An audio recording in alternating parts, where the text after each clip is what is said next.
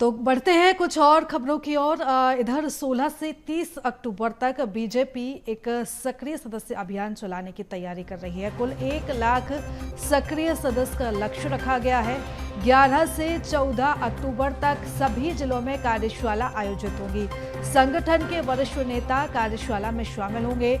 1 से 4 नवंबर तक सक्रिय सदस्यता के फॉर्म का सत्यापन भी किया जाएगा। तो बता दें कि संगठन के वरिष्ठ नेता कार्यशाला में आयोजित होंगे।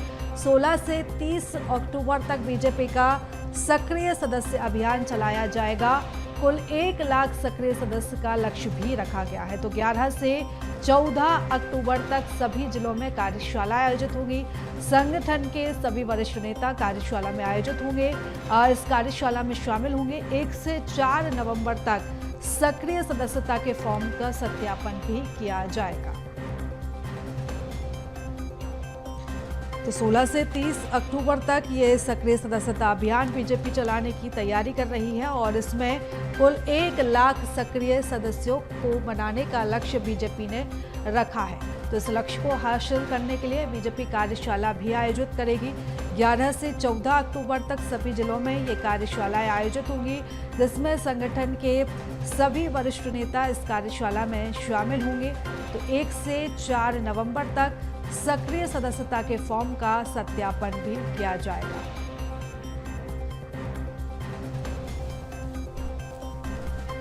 तो बीजेपी का सदस्यता अभियान जो कि 16 से 30 अक्टूबर तक बीजेपी चलाने की तैयारी में है और इसके लिए बीजेपी कार्यशाला का भी आयोजन करेगी।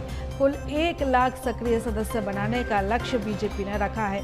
तो 11 से 14 अक्टूबर तक सभी जिलों में ये कार्यशाला आयोजित होगी। संगठन के वरिष्ठ नेता इस कार्यशाला में शामिल होंगे। तो बता दें कि नेताओं को भी अलग अलग जगहों की जो है वो जिम्मेदारी दी गई है और ये इस अभियान को चलाया जाएगा। लगभग 15 दिन तक बीजेपी इस अभियान को चलाएगी। और इस खबर पर ज्यादा जानकारी लेंगे, हमारी सहयोगी करिश्मा हमारे साथ बनी हुई है। करिश्मा, सदस्यता अभियान का जो दूसरा पड़ाव है वो शुरू हो रहा है और अब सक्रिय सदस्यों को जोड़ने का लक्ष्य बीजेपी ने रखा है। लगभग 1 लाख ऐसे सदस्य जो पार्टी में सक्रिय रहेंगे, उन्हें अब बीजेपी से पार्टी से जोड़ने का काम किया जाएगा।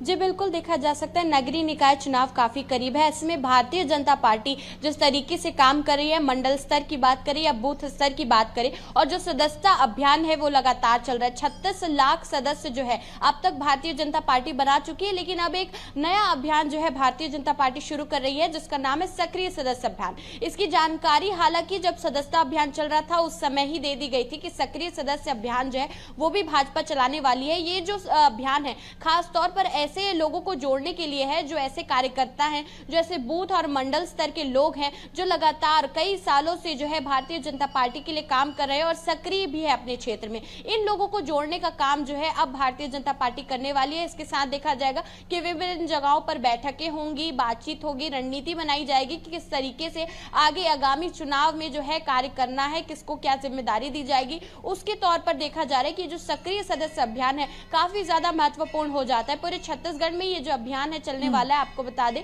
कि 16 तारीख से शुरू होगा, 30 अक्टूबर को जो है ये अभियान जो है समाप्त होगा और इसका समापन अगर आप बता दें तो इसके जो फॉर्म्स है वो आपको बता दें 4 नवंबर तक जो है आखिरी भरे जा सकते हैं। तो ऐसे में ये जो सक्रिय सदस्य अभियान है भारतीय जनता पार्टी के लिए काफी खास हो जाता है, क्योंकि ऐसे लोगों को जोड़ना, हालांकि पार्टी में सदस्य तो सब बन जाते हैं लेकिन सक्रिय काफी कम लोग रहते हैं। और हम ये भी जानते हैं कि जिस तरीके से आगामी चुनाव का समय है, तो ऐसे में भारतीय जनता पार्टी को जो 2 बड़ी जीत हासिल हुई है जो कि लोकसभा है और विधानसभा, उसके बाद अब ये जो नगरीय निकाय चुनाव है उसमें भी हम देख रहे हैं कि भारतीय जनता पार्टी एड़ी से चोटी तक का जोर लगा दे रही है। इसमें कई बड़े दिग्गज नेताओं को भी यहाँ पर जो जिम्मेदारी दी जाएगी। कार्यशाला आयोजित की गई है जिसमें लोगों को बताया जाएगा कि किस तरीके से काम करना है, क्या कुछ रणनीति बनाई जाएगी। तो ये तमाम चीजें जो है अब इस सक्रिय सदस्य अभियान में की जाएंगी।